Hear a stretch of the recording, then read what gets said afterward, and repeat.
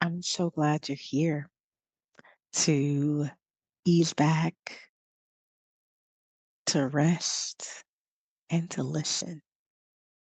Before we get started, I want to share this with you. Rest is many things. Rest is a portal. Rest is a bridge from where you are to where you want to be. Rest is fuel. Rest is a soft place to land. And most of all, rest is sacred. Rest is refuge. Rest is remembrance. Rest is a revelation. You are sacred. Your rest is sacred. And if you want to infuse more of the sacredness of rest into your day to day life, I have something for you. Check out my latest book, Rest is Sacred, at www.restisacred.com. Okay, enjoy your listen.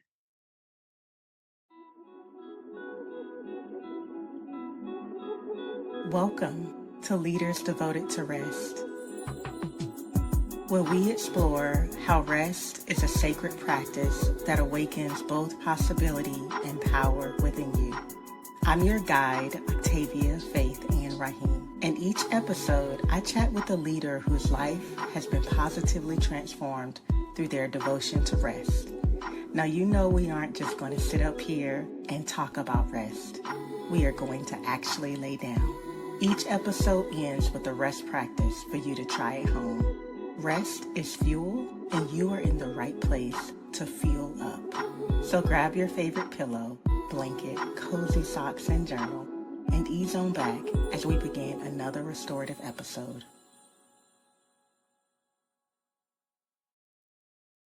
Today, I am chatting with Miho Kubagawa. Miho coaches and advises mission-driven founders and their teams on the zero to startup journey. Her experiences to date span startups, venture philanthropy, and nonprofits. She began her career as a middle school math teacher in New York City. She currently lives in Birmingham, Alabama, where she was born and raised. Miho enjoys gardening, writing, reading nonfiction, and watching sports. In this episode, we discuss how the smallest of shifts can lead to a more rested life. We also go there and we talk about rest as a portal to a deeper spiritual life and as a sacred pathway to our ancestors. So, welcome, Miho. Hi, Thank you so Octavia. much for being here.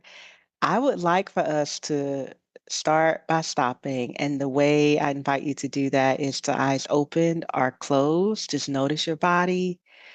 And then together we'll take or receive 3 breaths in through the nose and out through the nose or the mouth. In through the nose and out through the nose or mouth. And one more time, in through the nose, out through the nose.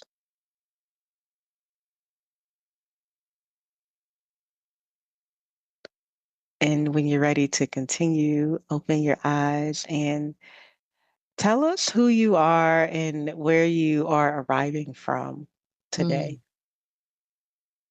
Mm. I am Miho Susanna Kubagawa. I say my full name because my middle name, Susanna, is to honor where I was born and raised, which is Birmingham, Alabama. My first name, Miho, is Japanese, and so I was born to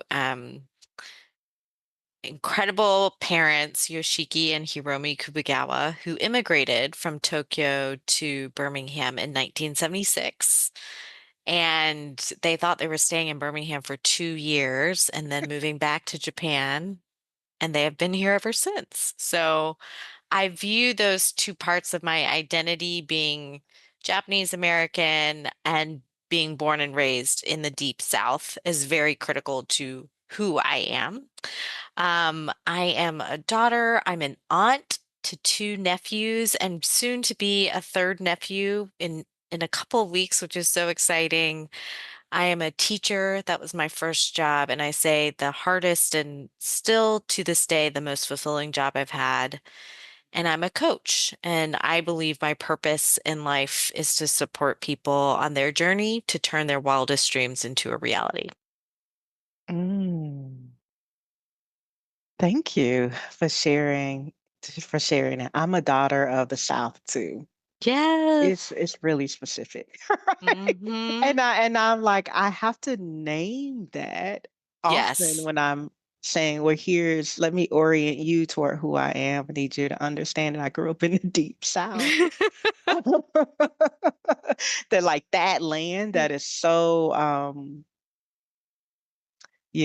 I'm thinking of southern trees bear strange fruit, Mm, blood on the leaves and mm, blood at the root. Like I often think the soil here is the color it is, or the clay here is the color it is for mm, what it has held and endured. And my roots are within that. And what does it mean to be a daughter of the South? I'm like, well, mm. let me orient you to like I am of that complex and beautiful place. Yeah. Um, so we're here to just meander through a restorative conversation around rest, awakening, creativity work, wherever we land. And my first question for you is what has rest awakened Mm, within your life? The context can be hmm. now, it could be last week, but what has rest awakened for within you? Yeah. Um, so it's so fascinating because Octavia, I came across your work in 2022, I want to say. Yes, 2022. And it was in your book Gather, which congrats on the new book, but it was this book, as you can see, I've marked up, but it was around this concept of ease, Mhm. and it really hit me like a ton of bricks. I love that ease hit you like Because I was like, oh, ease is a stranger. Like, and rest is ease, Mm, right? And so for context, I had been so focused on my career mm, and was really living into, I think, working hard for other people's dreams is sort of the way I described it. And honestly, was getting a lot of recognition for that. Like, my LinkedIn profile looked good. My resume looked good. I was getting the titles. And I was at the same time feeling a lot of internal um, disconnect. I wasn't in touch with my own dreams, my own passions. I was working so hard during the week that I would collapse on the couch Friday nights and really not rest, but recover mm, you talk about the difference between sleep and rest, and that mm, was a very important concept for me. So I went on this journey with you through the Devoted to Rest program, and it sparked a lot of, I would say, both macro and micro shifts. And I remember writing to you a list of all the micro shifts that I actually made, which over the course of 2023 allowed me to enter, I think this year, as someone who is now in work that is in full alignment with my mm, values, moving towards making my dreams come true, mm, um, feeling a lot of agency and newfound energy. I'm also like a gardener. Um, and the joke is that I think when I first came across your work, my boyfriend's reflection was like, you had nothing alive in the house. Like I did mm. not have plants in the house. And now I have many plants and I tend to a garden and I'm tapping into creativity and art and music in ways that, to be clear, I already had in me. I mean, art and music and theater and dance were all things I loved to do as a kid. But as I became an adult and became really good at sending emails and slacks, I lost this other side of me that was this inner child that I am now feel like I'm back in conversation with and really back in, um, yeah, reconnecting with so that I could be my true authentic self, which to me Mm. now is ease. Mm. So rest has awakened gardening, creativity, but you named a few things and then you brought it home to I remember who I was. Yes. And I'm bringing back into the flow of my adult life Yes. these really essential and critical elements to who I am and what Yeah. brings me joy and aliveness. I love that you said before I got really good at sending emails and slacks. It's like good to be good at those things. And it's like, okay, there I mean, I should was be like, more to life than this. really, this cannot be how I spend my day to day every week. Mm. So can you tell us a little bit about what your day to day? Can you give us a like when it was, I'm gonna say not ease. I was gonna say dis-ease when it Yeah. lacked ease Yeah. and rest. Yeah. And then Totally. what did it look Yeah. like then? What does it look like now in a Yeah. plainer sight? Totally. I mean, even just thinking about how I start my mornings is a pretty good example. Mhm, Before my phone was in my bedroom, first thing I would do when I would wake up would be to mhm, check Slack, mhm, which is just a terrible way to ease into your morning. I mean, really the opposite.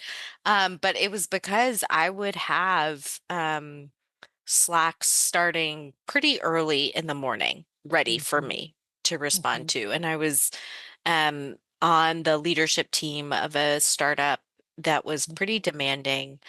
mhm, And I, for the most part, would dive in to work. Even before I would, you know, brush my teeth, wash my face, get a glass of water. It is comical now. And actually, I remember one of our first conversations was like, you were asking, how might I support you? And I'm like, I really just want control over my Google Calendar. I was like, my Google Calendar drives me. And you were, mm, and then now, I don't actually take any meetings before 9:30. I don't check my phone. I actually have an old school alarm clock. So my phone mm. actually is no longer in my bedroom. My bedroom is a sacred I remember space. when we identified that as like actually we gotta put a clock in the room and take the Yes. phone out. Absolutely. It was, and it sounds so silly, but it is like the forcing mechanism that also like I read a book now before I go to bed, and then when I Mhm, wake up, I I actually give myself an hour to not get in front of any screens. And that usually would include, I mean, I pour a glass of water, I eat breakfast, I usually go on a walk in the morning, which is great, and I'm in nature, mhm, um, which is very important for me and was lacking before I sort of thought about what is my rest practice. And it sounds so silly. Like it sounds um it even saying it out loud now, like I want to give that like former Miho a hug because I was doing what I thought I should be doing, without realizing I was like a shell of a human then. Mm. And yeah, and because I have a way where my mornings are now my own, it's actually fascinating how many more fresh ideas, better prepared I am for meetings. Like Yeah. it takes like the time I would use to just try to like blast off emails and slacks and text messages. Now that I just like give myself space to just be Mm. present, um, I show up to meetings so much more effectively now than I did before when I thought I was doing a lot, but I wasn't actually fully present. Mm. That's a whole word. Thank you. And we also do honor the Miho that was, likely engaging in a lot of survivalistic Yes. tactics. Like, it that Yes. had served at some point, and then the Yes. level of leadership that you found yourself at, that was not gonna be sustainable. It wasn't gonna serve where you were, and then where you are, and then where you're headed. It served its purpose, and that's, like, a challenging thing to realize when that doesn't work here. Right. You know, like, Right. that's not we're not there, we're not in Kansas anymore. We're not there, that's not Exactly. where we are. And shifting out of that either mindset or that behavioral pattern that is a well-worn loop. Um, Mm, so, Miho, I think you've answered this, but what are you committed to doing in this life or mm, through your work or through your mhm. relationships, whatever context really resonates with you? And what are you committed to not doing? Because I'm a fan of, there's the to-do list. Yes. This is Yes. at some point in Tricia Hersey's book, Rest is Resistance, she talks about the to not do list. Yeah. And that was an exercise I'd been giving people, and so it was affirming when it came back up, and I'm like, "I like that to not Mhm. do list," right? And it Mhm. also speaks to a lot of times when if we talk about the plate full or the plate in terms of what's happening in our lives a lot, and I noticed that sometimes people just keep putting things on the plate. Totally. And one way I think about it is like, okay, that can come on. What's gonna shift off, even if it's Mhm. slowly it shifts off, right? It's not just let me just keep piling up until the plate is very high or trying to add to the plate, but what are we taking away? So that's some of the frame for why do I ask this question in a two-part, what are you committed to doing and not doing, is because the not doing or the no really informs what we have capacity to say yes to. So what are you Mhm. saying yes to and what are you saying no to in this Yeah. in your work, in your life? What are you devoted to saying yes to and devoted to Yeah. saying no to? You said something that has stuck with me, um, which is leaders set the pace. And that, Octavia, was mind blown. So I am committing to setting a pace that is reasonable and still, I think, I am still unapologetically ambitious. I Mhm. have very bold dreams. Mhm. And the way that I get to do that work um, is actually a choice. And Mhm. I am committed to setting a pace that is modeling a different way for how we, especially women of color, can lead, Mhm. that is joy filled, that Mhm. is healthy, and that allows us to be our best selves.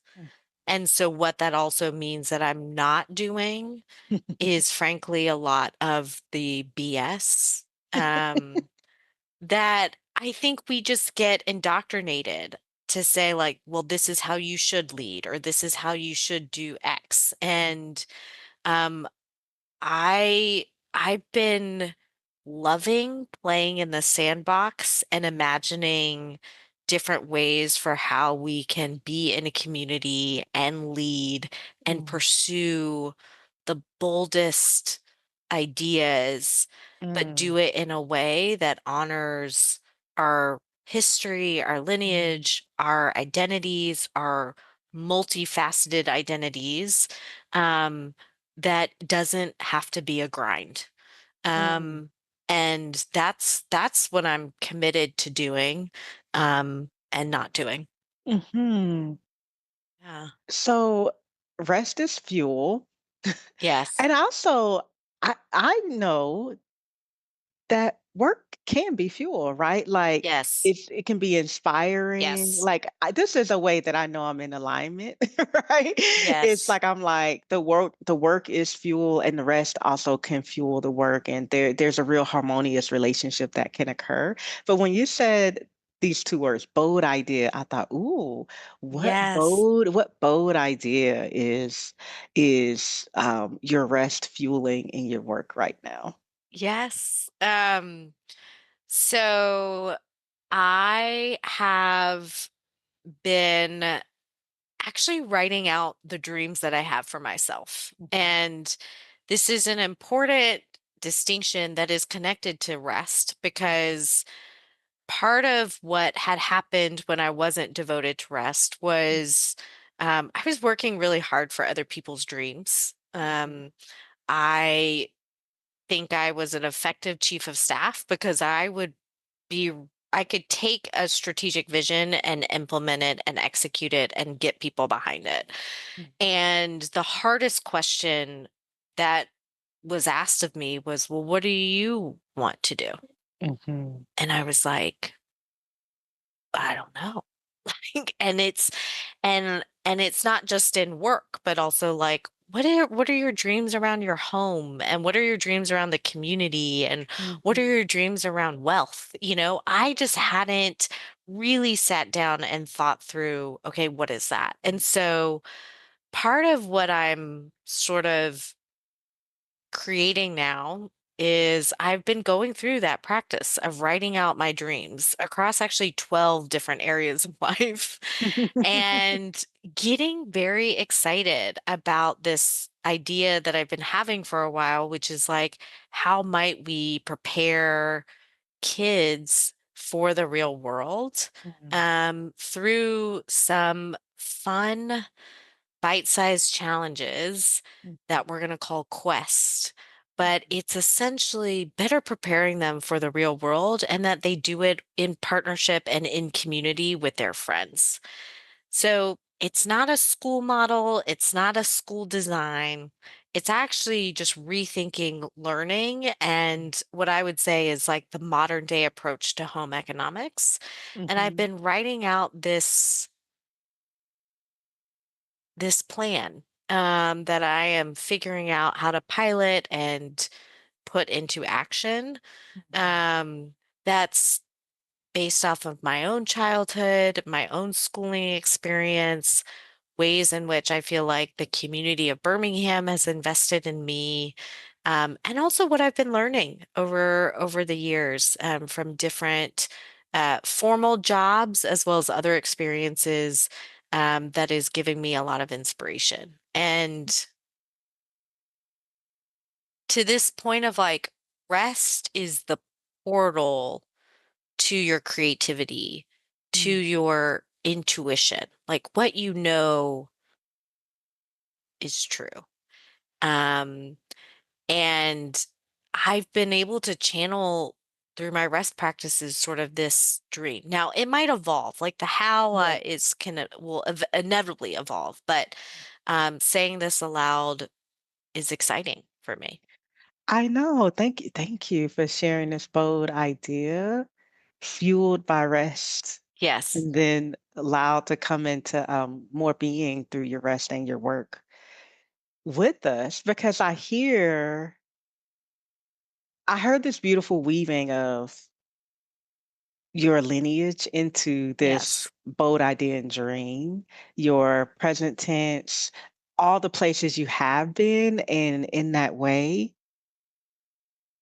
this bold idea that's being attended to in your rest as much as it is being attended to in your work creates this lasting legacy of joy, of questing, of Yeah. a revitalized love of learning for the children of Birmingham, and we know that Birmingham influences the world, right? Yes, yes. Yes, and has historically, Yes. right? Yeah. So thank you for that. Um, so, I part of my vision for even just being here having these conversations about rest is to lift up leaders who are resting and working and creating and doing it's such courageous inner work Mhm. um, that you all are doing. And I don't want to just talk about rest. I want you, Yeah. you know, and the listener to have an experience of embodying rest. And so with that, I like to ask, um, what, if any, part of you is most in need of rest, or you could think about it in terms of what part of you would appreciate some rest right now. And then Mhm. we'll rest together if that sounds good to Yeah. you. Yeah. Um, I've been exploring my spiritual side more. And actually, I think this is where I would like to rest. Yeah. So is there like are you saying your spirit would like to rest? Yes. Yes. Ooh. Yes. Okay. Yeah. Okay. I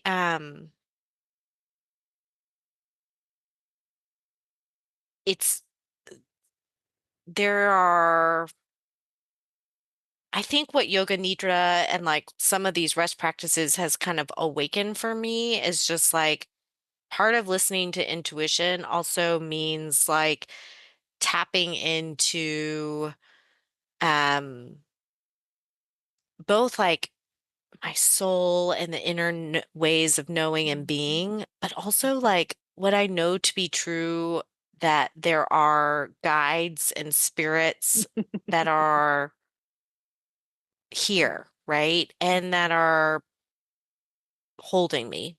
Mm. And I think before, up until a few years ago, Octavia, like honestly, I was very not tuned into that. I was, if anything, I was like, okay, that's some woo woo, and I'm just not about that. And recently I found out that my father, who's a scientist, and we did not grow up in any sort of formalized religion, which again, growing up in Alabama, you can imagine that was kind Mhm. of uh different as a for a kid where your friends are every Sunday, at church. And so um I just had always assumed like, okay, like my parents are atheists, like we Mhm. didn't grow up with that kind of formal religion. But I found out recently, I was asking my dad, he has this morning ritual where he prays to a photo of his mom and his dad, my Mhm. grandparents. It's Mhm. the photos in the middle of our mantle in my childhood home where my parents still live. And I remember seeing him do that all the time. And I have this like vague memory of watching my grandmother prepare food every morning for an altar that she had for her husband, my grandfather, who passed before she did, and also other ancestors. And I remember, I mean, I like vividly remember this. So recently I asked my dad, I was like, when you pray, like, what are you praying? What are you saying to your parents? Mm. And every morning he goes through every single family member who is alive. So my brother, his whole family, me, my boyfriend, my mom, and him, and provides an update. And I'm saying, like, a life update. Like, Miho went to college here. She went into education every morning. If I have an upcoming trip, he asks for protection. And it Mm. takes about 5 minutes. And he repeats it every morning. And I was blown away. I was like, wow, this is a scientist who starts his morning. I mean, you can have all the stereotypes of a scientist, very rational, very data driven, who starts his morning talking to his parents who have passed physically, right? And so I've gotten very curious now about what how spirituality can show up in my life. Yeah. And maybe it's not even spiritual rest I'm looking for, but it's to awaken kind of the Yes. spiritual side in me. That's probably what Mm. I'm asking for. Okay. So first, thank you for sharing that really beautiful, it feels tender to me what you Yeah. shared about your dad um and it feels tender and beautiful and like a really meaningful, Hmm. also practical way to just he's continuing to remember whose he is. Yes. And also, like, just that there's a dialogue. I just think that's really beautiful. So thank you for sharing that. Um, and I consider this part of the rest practice, right? Like I always Yeah. say, the rest practice begins like when we start to prepare for it. And I asked you a question and that we stepped into the preparation for it. And what I can say is you re-sharing that story of your dad. Notice what's happening inside of you right now. Mm. Hmm. Um, and then you said, okay. And the reason why I asked a little bit more because I was like, spiritual rest, is there fatigue? Meaning like sometimes we can go like, I'm doing all of these practices, Right. like all these things are happening, and I feel a little afraid around that. Like I'm doing so much spiritual work that it Mm-hmm. it does feel fatiguing. And then when you said awakening to, I'm so glad I followed up because as you started talking, I was like, oh yeah, your curiosity is already awake, you Mm-hmm. know? And then your dad has offered up a practice that he began that it might Mm-hmm. even be, and you said your grandmother, you saw her do that Mm-hmm. practice, and then there might already be something that you do that's similar that you haven't Mm-hmm. connected the dot around. Mm-hmm. And then we could just rest in that awareness that you are being held by much that is seen and also unseen. So, Yes. with that, if you'd like to, you can keep the camera on, you can turn it off, Yeah. um, you can sit in your chair, or you can put your head down. Whatever you want to do, we'll be together for about 5 more minutes. Um, Okay. yeah.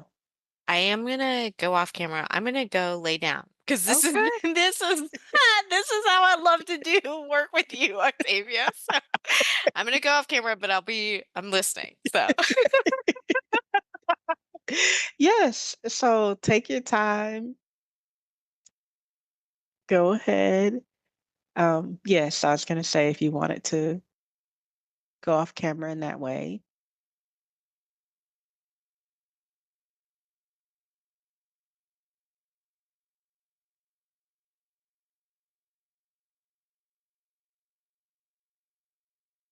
And so preparing to lay our bodies down, whether that's going to be on a couch or in the bed, or if you make a rest nest,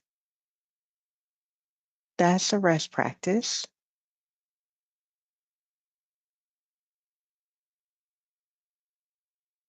And as always, I start by inviting you to be aware of the support beneath you was quite literally holding the body. And can you get 1% more comfortable?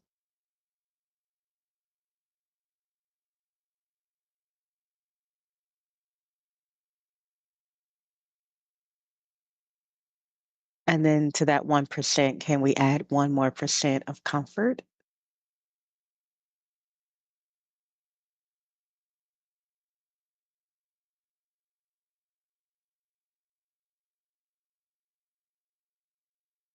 And then notice the physical body. And if there's any place in the physical body that would appreciate a little more support, a blanket, a cover, a pillow,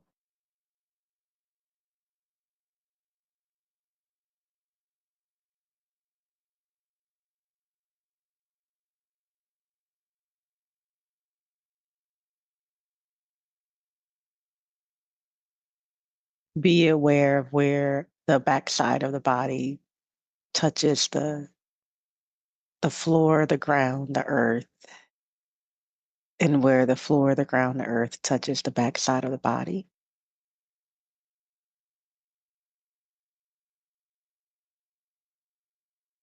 Release 1% more tension or tightness.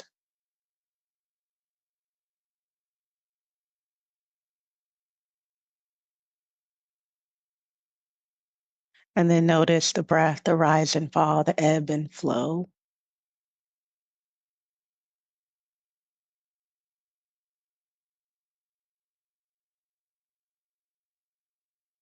Be aware of the breath and how it can touch us in places that nothing else can, nothing except for grace can touch us in the places that the breath can reach. And the breath is a bridge between the seen, the seen and the unseen.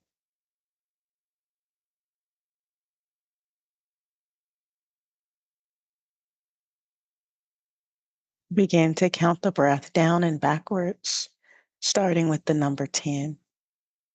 And that counting is internal and silent. And on the inhale, you'll silently say 10. And on the exhale, silently say 10.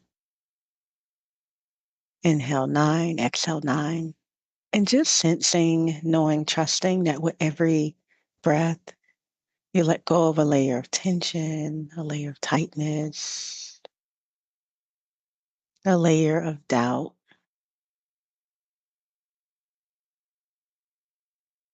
If you lose your place in the counting, you can start back at the number 10.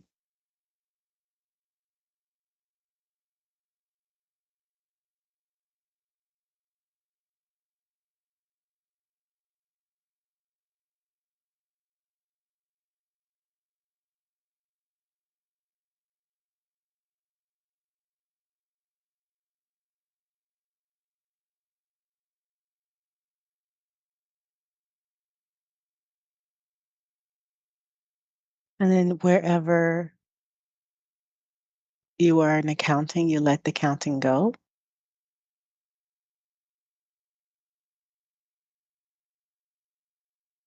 And then sense a circle of protection. Begin to draw a circle of protection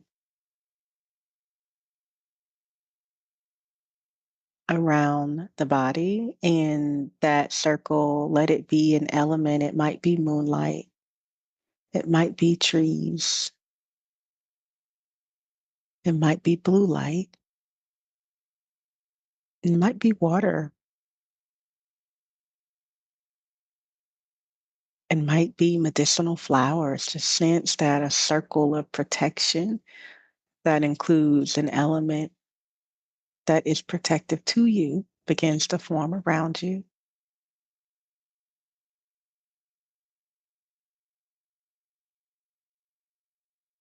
And notice the softening that comes once that circle is drawn.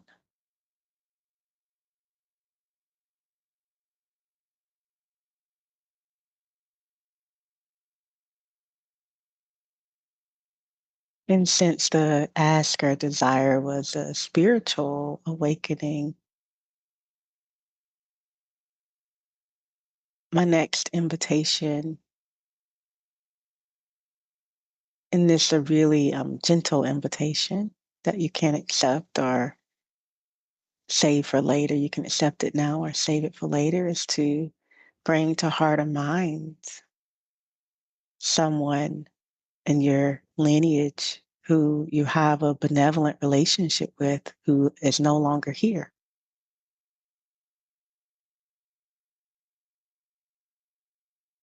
And to remember their name, their face, a story you've heard about them, the way their voice sounded, their touch, any smells.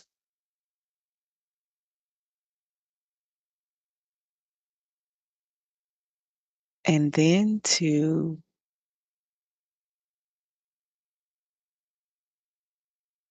in your own way, say thank you. And as we rest here, to just give them a life update, that beautiful practice that Miho's dad, through Miho sharing with us, that her dad is now, he's not even here, but he taught us this today. So as we rest here for the next minute or so, give an update. And if there's any reason that that feels unavailable or doesn't resonate or even uncomfortable, you just rest and say to yourself, I know I am held. You'll hear my voice again in about 1 minute.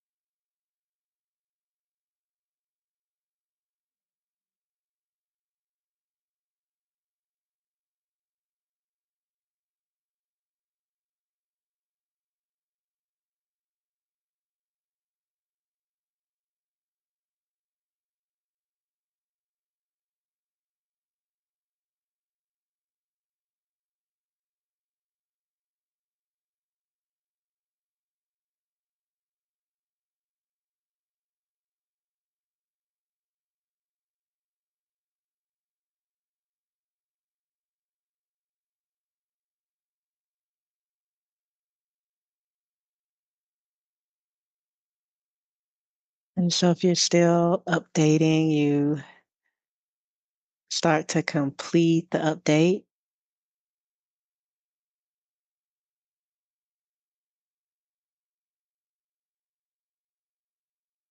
In your own way, say thank you. In your own language, say thank you.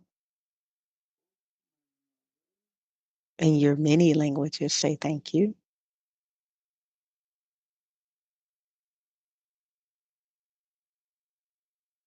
And on the next inhale, breathe in, I know. And on the exhale, that I am held.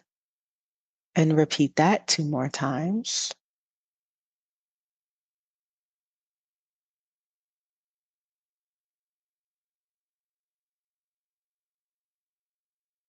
And then be aware of the breath, which is the bridge between the seen and the unseen. We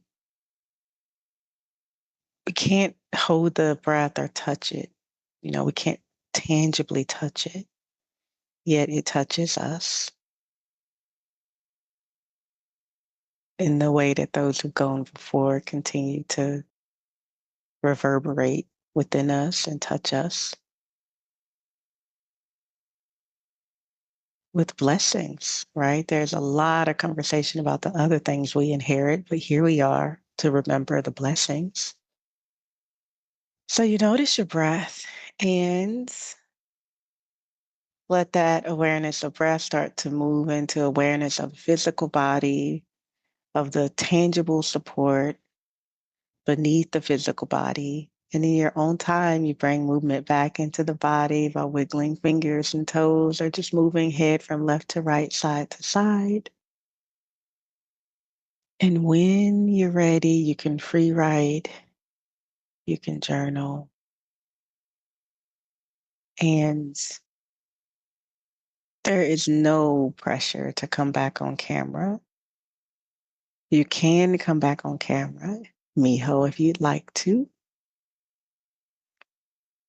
But whenever you're ready and after you free write, if you just want to share anything um, that awakened for you in the practice or that you noticed, you can. And then we'll close with you just sharing where we can find you and your creations and your work and how we can access your coaching.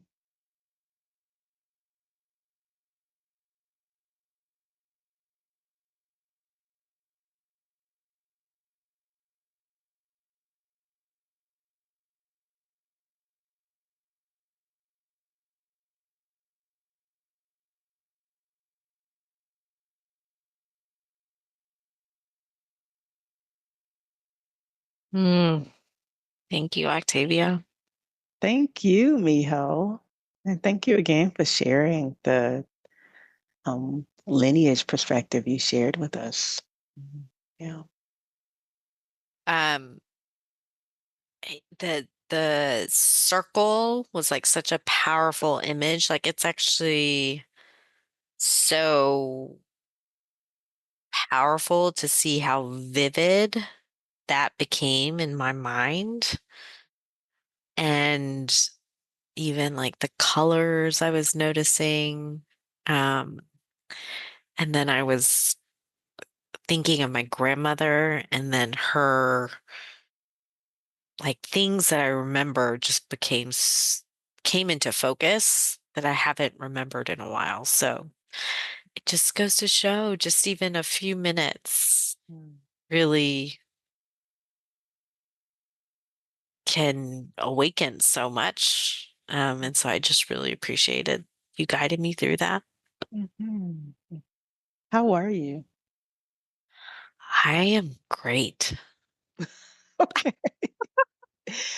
Because I'm really aware of like it's why I say like if you can hold the remembrance, you do. If not, just Yes, yes, listen to yes, this podcast. Do this some other yes, time, yes. right? Right, You know, right.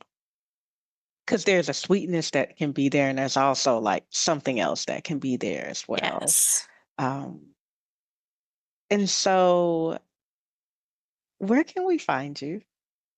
yes.